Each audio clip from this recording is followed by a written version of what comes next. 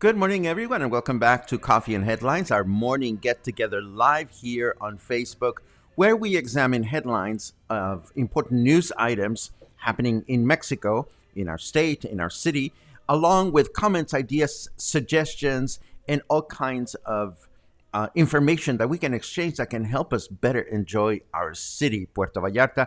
As a community of English-speaking locals, it is always a pleasure to get together with you. So if this is the first time you're joining us, my name is Paco. Feel free to let us know that you're new by writing the word new in your comment, and we'll give you a nice welcome.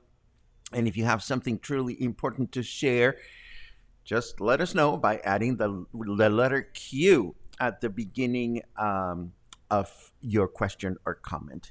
It's great to see you. I'm excited. I've slept so much after my vaccine, but I'm gonna save my remarks for later. Of course, we're gonna dive in first into our news section, and then we can check in with each other to see how everybody's doing, especially if you've just received your COVID-19 vaccine this in the past few days. I know that several people here from the cluster have just received it. And I'm so very happy to see my sister here. I will acknowledge my sister only because she sent me the funniest joke that I'm going to share with you later on during the broadcast. But first, let's dive into our news. We have news about vaccines. We have news about tortillas. Believe it or not, news about tortillas are important news. We have news about vacationers, and we have news about concert halls reopening, and that just makes me so very happy. So let's dive in.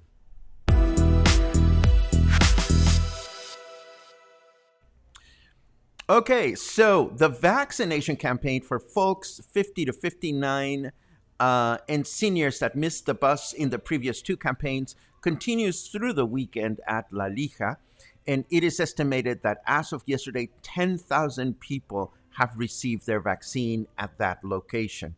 As you know, vaccination takes place from 8 a.m. to 8 p.m., although authorities have not ruled out the possibility of ending the journeys early if the flow of people begins to dwindle. So if you're thinking, well, I'm going to wait until 7 p.m. because they close at 8 and there's not going to be that many people at that time, you run the risk of them having shut down early on that particular day because the numbers were low. So don't make that mistake.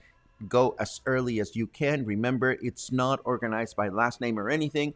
It's simply first come, first served. The first 2 days have been very, very fluid. There have been literally no waiting lines, as I've heard. So let us hope that this will continue the same way. And let us hope that we will all take care of this now on a timely fashion. Now, you don't want to be, and here's where I insert this amazing cartoon my sister sent me. You don't want to be like this dude who, didn't even know where he was going to get the vaccine. And he decided to, well, just be as prepared to receive his prick wherever it may be, in his butt, in his arm. You know, it is what it is. It's not funny, but it is funny. Anyhow, um, I want to talk about tortillas. The price of tortillas increased to 18 pesos per kilo, um, given the increase on the price of corn. Now, the price of tortillas, the increase was less than 1 peso, but this is a context bit of news. In Mexico, just as it happens with minimum wage, even the slightest change in amount can mean a huge difference for many small restaurants, food stands, or families that can barely make ends meet with the money they make. So you may be thinking to yourselves, well, I'm paying a little bit less than 1 peso more for tortillas. And for many of us, it's no big whoop. But I did want to share this bit of news because for many people, it does make a huge difference. When we see that the buses, let's say the bus went from 5 pesos to 6 pesos, or the difference may seem very slight to some of us, but it is important, I think, to remain mindful of the fact that even the smallest increases in price can have very, very serious effects in the well being on some families and some small businesses. So there you have it. I also wanted to let you know that the first month of what is considered the summer vacation period here in Mexico is almost over. And good news, Puerto Vallarta continues to fare quite well in the minds and hearts of potential national visitors. According to Booking.com, the 5 most searched destinations in Mexico by Mexicans to vacation between July and August are, in no particular order, Mazatlan, Cancun, Playa del Carmen, Acapulco, and of course, Puerto Vallarta. Similar data has been confirmed by our country's official tourism website, visitmexico.com. And this is, of course, very good news because that means that we will be able to continue to recover economically through the summer months with the arrival of more tourists. As we've said many, many times here at Coffee and Headlines, all we can hope for is that these tourists will behave as responsibly as possible while they spend time here in Puerto Vallarta when it comes to following the sanitary guidelines, which, even though our numbers are now very, very low, they haven't changed. Wearing a mask when you're outside, maintaining safe distance from other people, and quite frankly, just staying home if you don't have to be out. And we know that very well. And this is something that we continue to kindly mention to people as we go about our business. And speaking of going about our business, let us go about our business and check out the weather before we continue to with the rest of the headlines. Yes, that's what I'm trying to say, although I'm not quite coordinated this morning. I slept so much yesterday. Snarky Weather says that meteorology isn't a real science. Whatever. It is 27 degrees right now. It feels like 28. Humidity is high at 64%. Our weather in Fahrenheit degrees is 80. And our forecast for today calls for a clear day through the day with a high temperature of 30, low temperature of 21. My bad. Tomorrow, Sunday, will be a clear day through the day with a high temperature of 32, low temperature of 22. And on Monday, we are going to have a clear day with a high temperature of 32 and a low temperature of 22. So it's going to be good weather for the weekend, or as good as it's going to get given this time of year. I am quite excited to feel pretty much recovered from the vaccine and just going back to my regular activities. Now, moving on with the leisurely headlines, and I have a few of them. I want to begin by showing you a beautiful photograph, and it is beautiful in more ways than one. We are looking at the main performance hall at Mexico City's Fine Arts Palace. The venue has just reopened for a live recital after being shut down through the pandemic. This was attended by people wearing face masks and allowed attendance of 30% of the capacity of the venue. It was a small attendance, but it's definitely a start. The program featured soloists from the Fine Arts Palace's own operatic ensemble, performing a series of songs and arias by Giuseppe Verdi in commemoration of his 120th death anniversary. So I'm excited. Little by little, we are heading back into a world in which we can enjoy dance, theater, music in indoor venues, which makes me extremely happy. And then, of course, this morning, where is it? Here it is. This morning, I was looking through Facebook, looking for news and whatnot, and I stumbled upon the Facebook page of the Philharmonic Orchestra in Jalisco, and they posted this little clip of their performance from last night, or 2 nights ago, rather. As you know, they are starting to do live performances at an open air venue in Guadalajara. Take a look at this.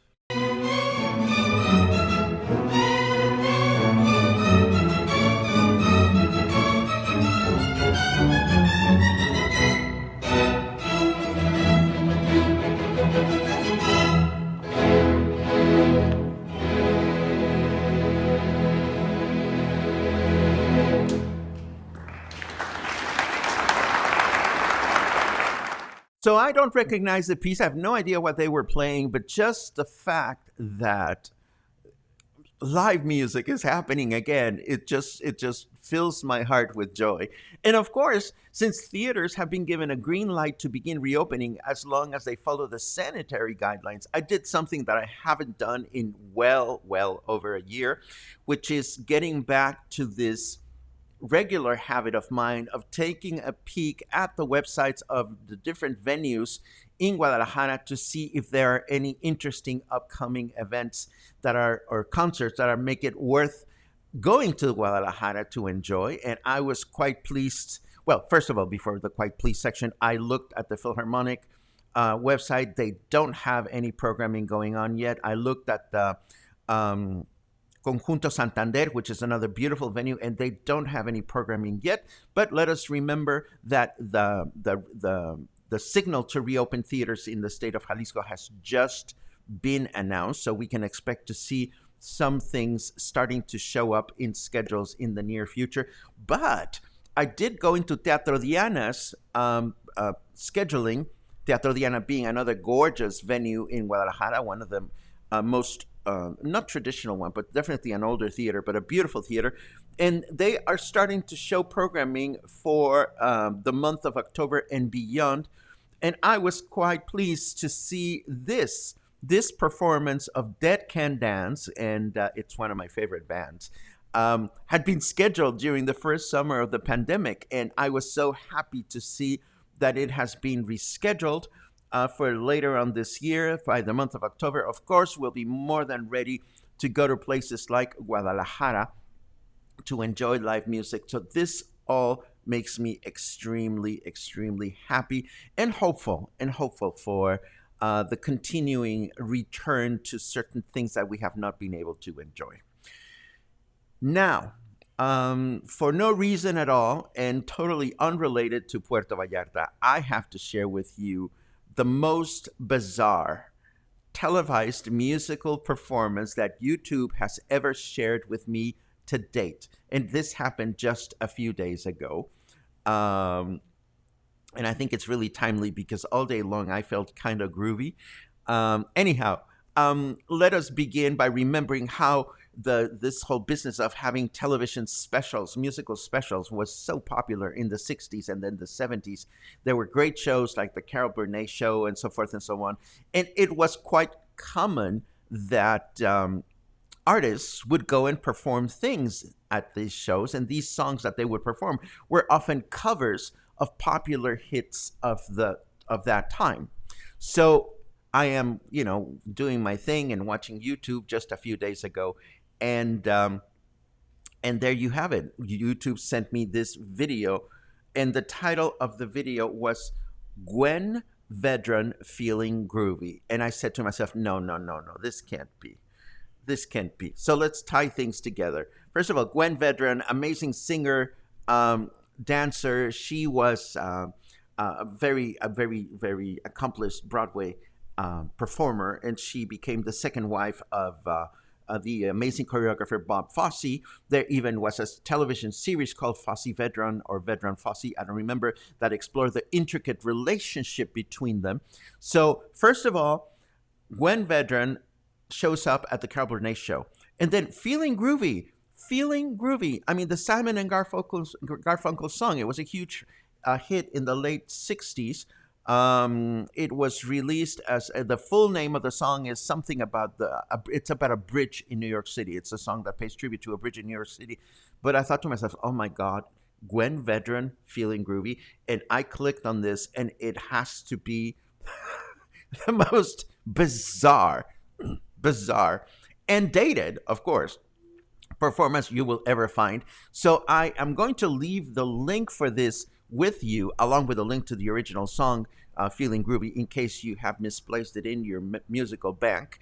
And I'm going to dare you to send me back YouTube clips of the most bizarre televised special songs you have encountered in your past, and maybe we will come up with a great collection, and then maybe we can vote to see which one is the weirdest, and we can smoke and get high and watch them again, and they will all be fabulous. And that would be the end of our news section for today. Thank you very much, Mark. Yes, the 59th Street Bridge song, that's the official song name of Feeling Groovy. Da da da da da da da. Feeling Groovy. And now, of course, I am rewinding the comments tape just to see who's in the house. It's great to see you, Brett. It's great to see you, Kelly. It's great to see you, Pat. It's great to see you all. San Mateo's in the house. Christy, it's always great to see you. When are you coming back? Albert reports no raicilla hangovers here in Woodland Hills, ready for the weekend. I remember we talked about raicilla yesterday. I maybe I didn't realize that you were going to go on a raicilla exploration trip, but I hope the raicilla that you enjoyed was good raicilla, of course. Let's see. I already mentioned that my sister was around. Thank you very much for the buttless cartoon, Hermanita. That was very, very funny. Let's see what else we have. Den says that other than being a bit tired, Kathy and I are both feeling a lot better today than yesterday. Yesterday, I slept. I slept all day long. I mean, I just woke up here and there and did some crocheting, but I took it very, very easily.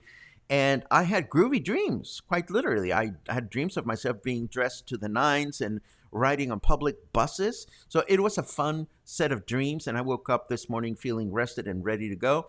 My arm is still a little sore, but nothing out of the ordinary. And I certainly hope that if you've gotten your vaccine recently, that you are doing okay and that your side effects were not so terrible. Let us see what else we have. I see a bunch of bravo, wonderful, fab, marvelous comments.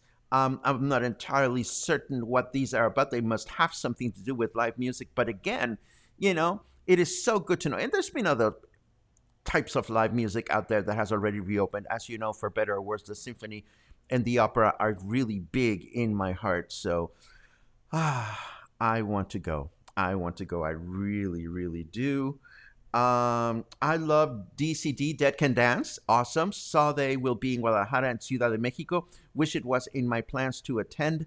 Again, I've never seen Dead Can Dance live. I have admired Lisa Gerard, the singer, for many, many, many years. She, of course, then branched out to do a lot of things on her own, singing and performing for many, many film soundtracks. So if we can make it happen, we'll definitely try to go. Mary Law types N, hello. I will interpret that as a new. Been watching for a couple of weeks from Oregon. Love Coffee and Headlines. Mary, we love the fact that you love it. May we continue to provide content that keeps you excited, connected to Puerto Vallarta, inspired to do this, that, and the other. That is my true hope. John loves the Carol Burnett show. If some bar in town decided to do one, one of those bars that have like a television uh, chingadera going on. If somebody decided to screen these shows, I bet a bunch of us would be sitting there drinking and smiling and laughing. So there. That's a free idea for anyone. Carol Burnett Marathon. That would be fun. Let's see. Michelle Williams as Gwen Vedron in that series is a revelation. Absolutely. The series was fascinating to watch. Let's see what else. Tony's Torta and Mr. Paco make a great morning. Michael, I have been thinking about you because you mentioned that other torta place in Pitillal that I continue to be curious about. I'm glad that you're watching, and you're right. Tony's Torta is a good way to start the day. Today, I am going to go to the farmers, not the farmers, the Libramiento market because a friend of mine that whose identity I will reveal eventually recommended a taco stand there, a particular one, and I went the other day to confirm who the where it was, and I think that may very well be our Taco Tuesday one. So I'm going to go as soon as we end the broadcast today, take a quick trip over there, have breakfast, and check it out. So there. Let's see what else we have. My sister wants the Golden Girls as well. I love the Golden Girls. They were very, very funny. Veronica loved the Carol Burnett show. And Justin says, first time to see you live in a few weeks. Love Coffee Headlines. Thank you very much. Thank you very much. I always appreciate when you guys send love remarks my way because both Luna and I are very happy to be here every morning. You don't see much of Luna these days, and for that matter, neither do I. This time of year when the weather gets too hot, she spends most of her days under the bed or under the couch, whereas when it's cooler, she likes to be all over the place. So I will probably not see her today until about 7 or 8 o'clock in the evening when she'll come out and say, oh, yes, human, you're still here. Now pet me, or something to that effect. Anyhow, this is our broadcast for today. This was our Coffee and Headlines. Again, if you've had your vaccine these days and you're feeling a little tired, just be kind to yourselves. Take some time getting back into your regular schedule. I sure have allowed myself that. And now we are happy to get back and starting to prepare the content for next week's broadcasts and a couple of other interesting projects that have landed on my lap. So I hope you will take advantage of this fine weather if you are here in Puerto Vallarta and plan on doing something wonderful. I will be heading to Moro Paraíso tomorrow upriver just to relax. I'm still not drinking any alcohol, even though I have read that I have no restrictions on drinking booze. I think I'm going to stay boozeless for a few days just in case. But I've enjoyed my brownies, that's for sure. Anyhow, that's what we have for today. I hope you have an awesome day. I hope you have an awesome weekend. And I hope to see you again on Monday, where, as usual, as long as the governor provides them, we will be sharing our usual updates as far as how the COVID-19 numbers are doing here in the state of Jalisco. So between now and then, stay kind, stay happy, stay healthy, stay well fed, stay rested, and stay in touch. Have a great weekend.